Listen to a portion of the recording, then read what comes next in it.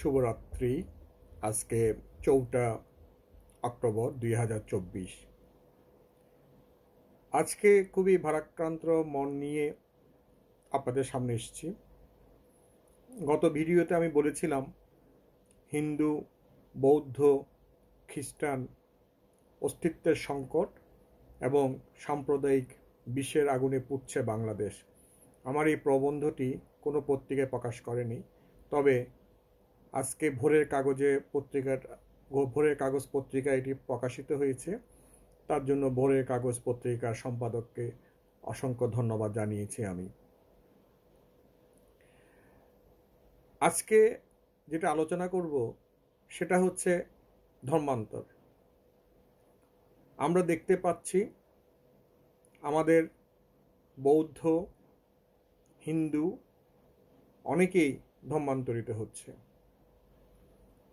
তারা মুসলিম ধর্মে ধর্মান্তরিত হচ্ছে, আবার পার্বত্য অঞ্চলে অনেক আদিবাসী খ্রিস্টান ধর্মে ধর্মান্তরিত হচ্ছে। সুতরাং হিন্দু এবং বৌদ্ধ সম্প্রদায়ের এই ধর্মান্তরিত হওয়াটা বিষয়ে আমাদের গভীরভাবে চিন্তা করার বিষয়। বৌদ্ধ সম্প্রদায়ের মধ্যে যদি কেউ ধর্মান্তরিত হয়, সেটি শুধু নিজের পরিবারের মধ্যেই সমস্যা তৈরি করে না, সেটি সামাজিক একটি সমস্যা হয়ে দাঁড়ায়। এই সামাজিক সমস্যা থেকে বেরিয়ে আসা অনেক সময় একটি পরিবারের জন্য কঠিন হয়ে পড়ে। একটি মেয়ে যখন ধর্মান্তরিত হয়, একটি অন্য ধর্মের কাউকে বিয়ে করে, সে শুধু নিজের সুখের কথা ভেবেই ওই পরিবার ত্যাগ করে, কিন্তু সে পেছনে ফেলে যায় তার মা, বাবা, ভাই, বোন, পরিবার, সমাজ, ধর্ম, আত্মীয় স্বজন সবাইকে। একদিন মা 10 মাস 10 দিন গর্ভে ধারণ করে একটি সন্তানকে জন্ম দেয়। একটি পিতা ওই শিশুকাল থেকে ওই সন্তানকে বড় করে তোলে। ভাই বোন, খেলার সাথী, আত্মীয় স্বজন তাকে স্নেহ করে, ভালোবাসা দেয়। সমাজ তাকে স্নেহ করে, সম্মান দেয়। সমস্ত কিছুকে পদদলিত করে যখন একটি মেয়ে বৌদ্ধ ধর্ম ত্যাগ করে অন্য ধর্ম গ্রহণ করে, তখন সে কি এটা ভাবে যে তার এই ত্যাগের, তার এই সিদ্ধান্তের ফলে তার মা কি কষ্ট পাচ্ছে, তার পিতা কি কষ্ট পাচ্ছে, তার ভাই বোন কি কষ্ট পাচ্ছে, তার সমাজ কিভাবে বিব্রত হচ্ছে, তার আত্মীয় স্বজন কিভাবে বিব্রত হচ্ছে? কিন্তু বর্তমান সমাজ ব্যবস্থা এমন অবস্থা হয়ে গেছে, বিশেষ করে বর্তমান যুব সমাজ বা যারা যুবতী বা যারা তরুণ তরুণী, তাদের মধ্যে সমাজের প্রতি দায়বদ্ধতা, পিতামাতার প্রতি দায়বদ্ধতা, আত্মীয়দের প্রতি দায়বদ্ধতার বিষয়টা যেন অনেক হালকা। আমি সবসময় বলি এবং আমি আশ্চর্য হই, একটি কন্যা বিবাহটা আমাদের বৌদ্ধ সমাজে অনেক ঢাক ঢোল এবং আনন্দের মধ্য দিয়ে হয়, এবং পিতা মাতা আত্মীয় স্বজনের আশীর্বাদের মধ্য দিয়ে শুরু হয়। আমাদের বৌদ্ধ সমাজে একটি ছেলের সাথে একটি মেয়ের বিয়ে হয় না, একটি পরিবারের সাথে আরেকটি পরিবারের বন্ধন হয়, একটি সমাজের সাথে একটি সমাজের বন্ধন হয়, একটি আত্মীয়তার সাথে আরেকটি আত্মীয়তার বন্ধন হয়,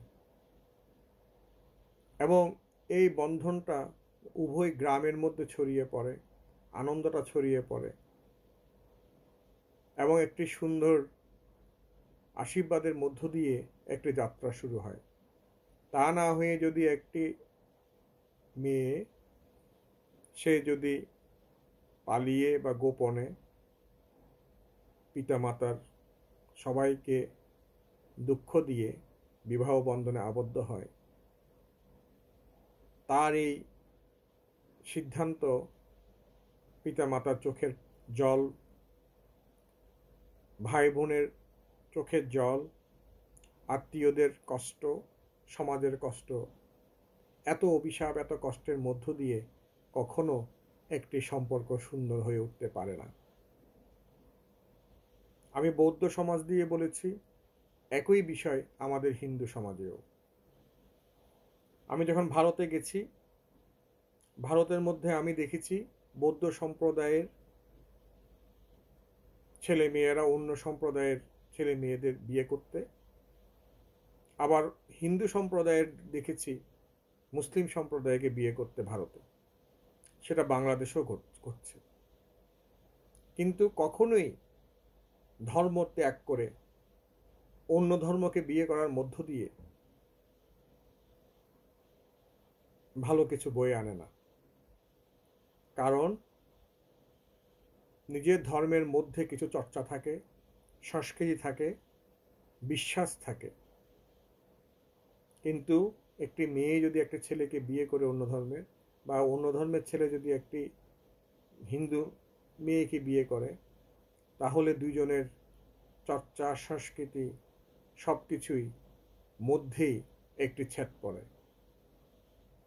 তাছাড়াও পিতামাতা, পরিবার, সমাজের যে সংস্কার, সে সংস্কার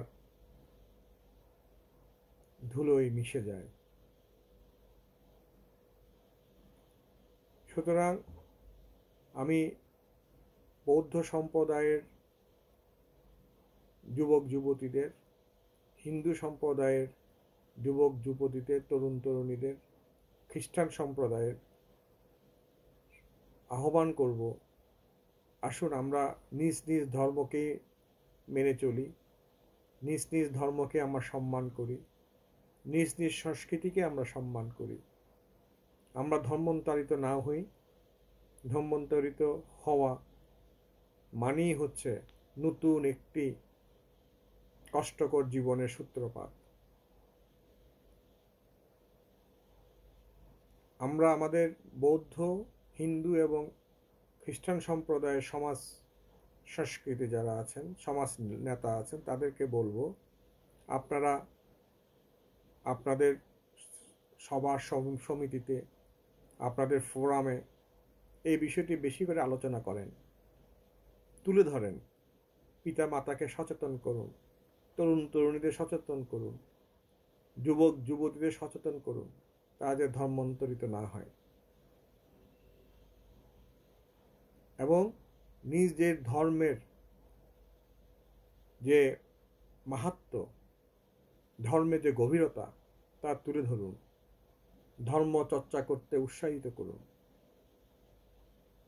যে কোনো কেউ ধর্মান্তরিত হওয়া, ভিন্ন ধর্মের সাথে বিবাহ হওয়ার মধ্য দিয়ে আসলে একটি ঝামেলাপূর্ণ সময়ের সূত্রপাত ঘটায়। যে সংসার হওয়া উচিত সুন্দর, শান্ত, আত্মীয় স্বজন, বন্ধু বান্ধব সবার আশীর্বাদ, আনন্দের মধ্য দিয়ে, সে সংসার হয়ে ওঠে অনেকটা চোর পুলিশ খেলার মধ্যে। সে নারী তার সমাজের মধ্যে, তার আত্মীয়তার মধ্যে, তার পরিবারের মধ্যে সে আর সেই আদর যত্ন পায় না। তাকে সেই লজ্জা নিয়েই বড় হয়ে উঠতে হয়, জীবন ধারণ করতে হয়। এবং তাদের সংসারে যখন সন্তান জন্ম হয়, সেই সন্তানগুলোই ছোটকাল থেকে এই আদর্শ নিয়ে বেড়ে ওঠে যে আমাদের পিতামাতাই আদর্শচ্যুত হয়েছিল, সমাজচ্যুত হয়েছিল, বা আদর্শ ত্যাগ করেছিল, বা সমাজ ত্যাগ করেছিল, বা পিতা মাতাকে কষ্ট দিয়েছিল, বা ভাই বোনকে কষ্ট দিয়েছিল, বা আত্মীয়দের কষ্ট দিয়েছিল, বা সমাজকে কষ্ট দিয়েছিল। তখন সেই সন্তানদের সামনে সেই পিতা মাতার জন্য ভালো কিছু দৃষ্টান্ত কখনোই থাকে না। আমি অনেক ধর্মান্তরিত হয়ে যাওয়া নারী এবং পুরুষের জীবনী দেখেছি। যেহেতু আমি একজন অ্যাস্ট্রোলজার, জ্যোতিষশাস্ত্র গবেষণা করি, মনস্তত্ত্ব নিয়ে আমি কাজ করি, তন্ত্রশাস্ত্র নিয়ে আমি চর্চা করি, আমি বিদর্শন ভাবনা চর্চা করি, তন্ত্রশাস্ত্র আমি পড়ালেখা করি, দুঃখিত, বিদর্শন ভাবনা করি। আমি মানুষের মনস্তত্ত্ব বুঝতে গিয়ে দেখেছি, যারা ধর্মান্তরিত হয়েছে তারা একটা সময়ে গিয়ে তাদের সন্তানদের সামনে কখনো সেই আদর্শ নিয়ে দাঁড়াতে পারে নাই। তাদের সন্তানরাও সেই রকম একটি আদর্শ নিয়ে বড় হয়েছে যে তাদের পিতামাতা আদর্শযুক্ত। আসুন আমরা আমাদের যার যার ধর্ম পালন করি, যার যার ধর্মের গভীরতাকে অনুধাবন করি এবং নিজ ধর্মের মধ্য দিয়ে আমাদের মুক্তির পথকে আমরা সন্ধান করি। পিতামাতাকে কষ্ট না দিই, পিতামাতার চোখের জল না ফেলাই, পিতামাতার অভিশাপে অভিশপ্ত না হই। আসুন আমরা ধর্মান্তরিত হওয়া রোধ করি। অসংখ্য অসংখ্য ধন্যবাদ। শুভরাত্রি।